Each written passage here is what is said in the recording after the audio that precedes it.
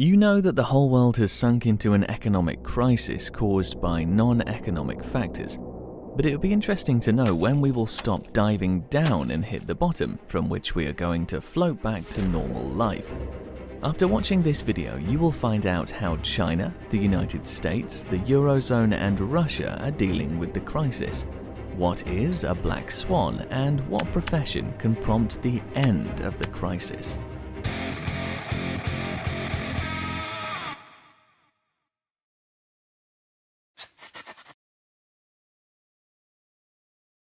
First, tell me, what is happiness? What does a person need to be happy?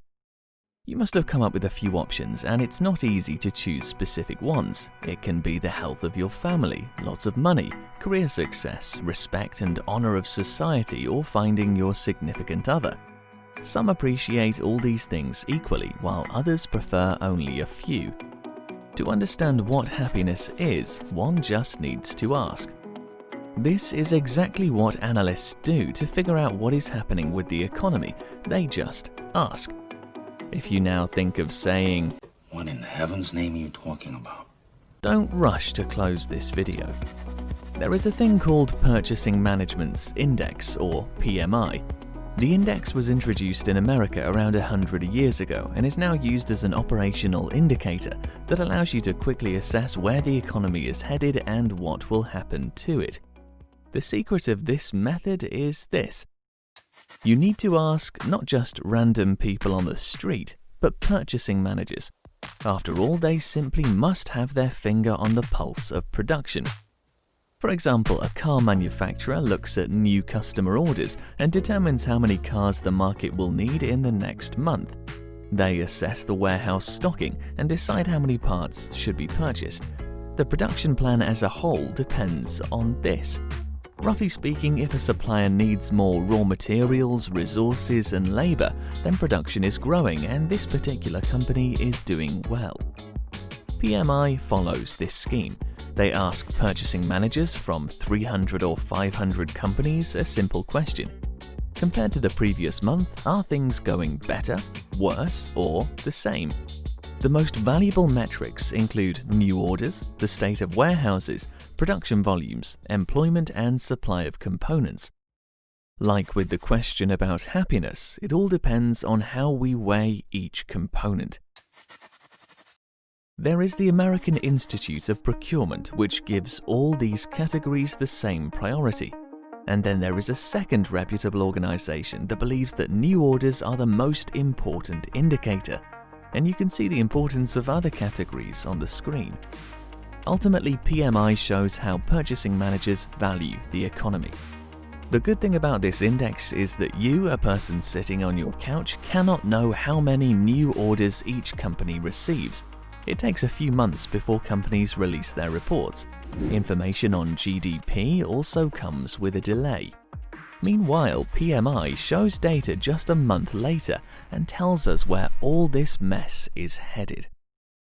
The downside of this method is subjectivity, because when it comes to polling people, even if they are local specialists who know how their company is doing, the human factor is at play. The supplier may just not care or give an indifferent answer. Remember in the video about the current corona crisis, we said, so Germany began to show signs of recession in 2018 to 2019 when negative growth was observed. But imagine that it is the beginning of 2019. Quarterly GDP has not yet been released, but PMI data has already signaled a recession. Since January, PMI values had been below 50, although it was still unclear if we looked at GDP. On top of that, this data is received with a delay and must be revised later. But you understand that we will get ideal statistics only when the entire economy is digitalized, production data down to every last screw is controlled by Skynet, and robots regulate over and under production without human involvement. Someday it will happen. Will this video still be up by then? But let's get back to the present. With all its possible subjectivity, this method is good, albeit not ideal, and the best part is that it is easy to understand. If you think that now I'm going to throw a bunch of boring formulas at you like in economics courses that were forced upon you in college, you can relax. PMI is simpler than GDP because for GDP you need to know at least the specifics of the country's economy. For example, a couple of % growth for the US economy is normal, but for China it is a serious wake-up call signaling a recession. The PMI gives you one number, from 0 to 100. 50 means that during this month nothing has changed. A number below 50 shows that things are going worse. And if PMI is above 50, then the situation is improving. Why am I telling you this in detail? So that later you can see what's happening in the economy. It's like an element of financial literacy, or like understanding how the cell towers work. All of this has one goal: to make you understand how it works so you can figure out which countries are coming out of the crisis and when. Of course, you won't become a top-class specialist just by watching YouTube videos, and we do not pretend to be those top-class specialists as well, but this can be the beginning of something good. Of course, no indicator will tell you about a virus that paralyzes the entire economy, but when it has already happened, PMI can hint at when we will hit the bottom from which the economy will begin to move towards a normal life. It will also show when we will finally be able to deal with the black swan. What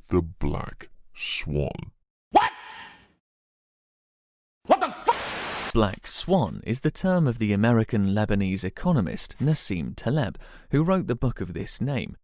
The point is that if you have never seen a black swan, you will assume that such birds do not exist. And that's what everyone thought until the end of the 18th century, when these birds were discovered down under. Nassim Taleb has written a whole series of books. The first one is called Fooled by Randomness. He calls a black swan a rare and unpredictable event that can change your life or even the life of all mankind. Examples of such events would be the collapse of the Soviet Union, the attack on the Twin Towers on September the 11th, 2001, and a fresh example from 2020, the coronavirus. In January, no one could imagine that 3 months later, planes would stop flying, people would be washing the food from the store with soap, and stop going to restaurants and concerts. Nevertheless, it happened. In hindsight, we can somehow rationalize and explain such an event. The problem is that the next swan will fly out of nowhere and peck us right in the ass. In general, using the PMI, you can determine which countries have reached the bottom and are starting to bounce back, and which ones are yet to sink. This is what we are going to do now.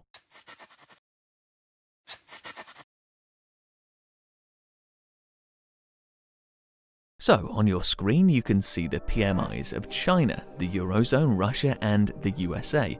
There is something that catches the eye right away. China stands out the most. Ironically, it all started there. They met the virus before anyone else, and they also coped with it faster than others. The biggest dip was registered in February. At that time, the first restrictions were imposed. On January the 23rd, the quarantine of the Hubei province, and then a ban on domestic flights and travelling. Overall, the end of January and February were the most quarantined periods, and, accordingly, the most unfortunate for the economy. On March the 18th, it was reported for the first time that no one got sick. It was in March when strict control began to subside gradually, and the number of infected people was close to zero. China began to feel its economic bottom. By the way, let me remind you that number 50 only means that the situation in the economy is the same as it was last month. This does not mean that things are getting better. The pre-crisis values are still far away. In March, the decline in China only slowed down. That is, it did not get any worse, the situation remained the same. And gradually moving towards June, the country began to get closer to the pre-crisis lifestyle, but not economic indicators. People went back to work. The lifted ban on cross-regional transport movement restored the supply chain, so the economy started to recover.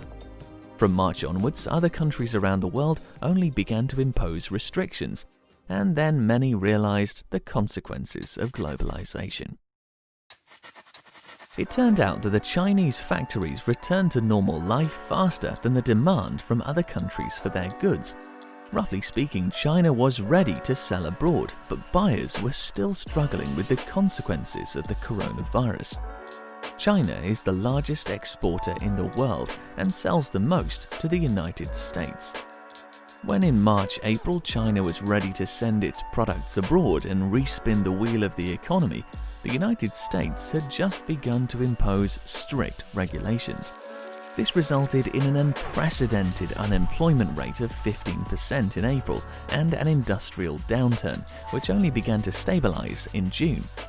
Let me remind you again that in June, the US industry was just feeling the bottom. Russia, like all countries of the 21st century, is very dependent on others. It is another proof of the reciprocity and interdependence of the modern world, just like Uncle Alvin Toffler described it in his book The Third Wave.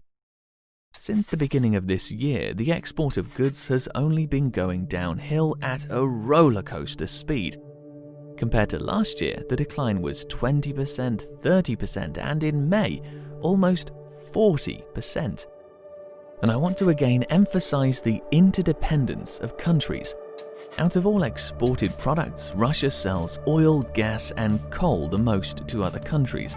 To be more precise, this accounts for 60% of all the country's export in general.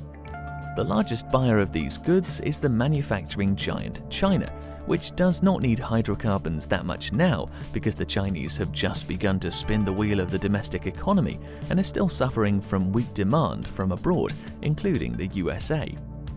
That is, Russia sells less oil because China produces fewer goods, which is caused by low demand in the US due to the effects of the coronavirus. This is, of course, a very simplified scheme. The actual export structure of these countries is more complex. For example, we haven't said anything about Europe yet, but this scheme describes well the essence of the modern interdependent economy. There is no special way. Everything is intertwined. Another difference between Russia and the other countries is that the crisis is aggravated by the weakness of the ruble, which took a nosedive in March. A little later, a new reality in which $1 equals 70 rubles was established in Russia, and it would be so before the opening of the borders. There is a chance that the conversion rate will grow even more, and millions of Russians longing for a vacation at the seaside will rush to exchange offices to buy euros and dollars for their trip abroad. And here is the question: when are we going to stop falling, slowing down, hitting the brakes? When will we reach the bottom and bounce back? When will we start returning to the pre-crisis situation? There is a reason to believe that production in China, the USA, Europe, and Russia is touching that bottom right now. It so happened that the release of this video coincides with the stabilization in the manufacturing sector. The index of these countries is close to 50, and China has started to come back up slowly. But it is important to say that I withheld something from you. All the indexes that you saw here were for production only, but there is also a service sector, and you can guess that it was the one that suffered the most. So let me complete the picture with information on services. Bring the data on the screen, please. European services took the hardest hit. Tourism has suffered incredibly. It received a PMI of 3.5 in April. On the other hand, what could you expect when all countries are busy fighting the pandemic and borders are closed? Interestingly, the services market in Russia suffered as badly as Europe, although the role of services in the European economy is much higher. The current crisis is not of an economic nature, and actions of all governments are a logical response to a biological threat. The countries that coped most effectively were those that quickly recognized the problem, introduced serious restrictions, correctly monitored the amount of infected, provided hospitals with everything they needed, worked correctly with the population and financially supported people when the work ban was imposed. We can say that even the service market is beginning to touch the bottom.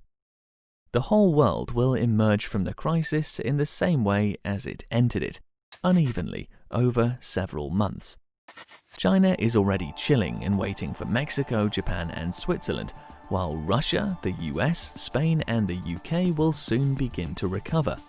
For most countries, April and May were the toughest, while June on average gives us hope that the collapse is nearing the end. The global PMI index, that is the world average in the industries and services, is already close to 50, while in May it was 36.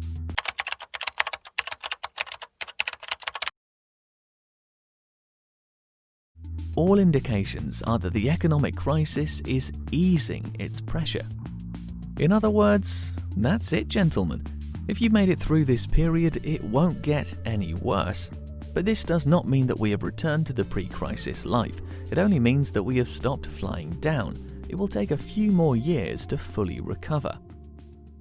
What is important to know about the economy for us ordinary people? The unemployment rate.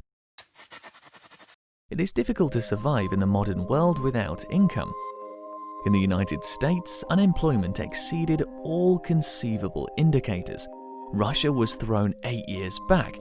A similar mess is going on in China, but the European Union, surprisingly, is doing better than others. I would like to end this video with an analogy. Since the last global financial crisis, people have spun the wheel of the economy with all their might, hired new workers, expanded, but then SARS-CoV-2 showed up and this wheel slowed down.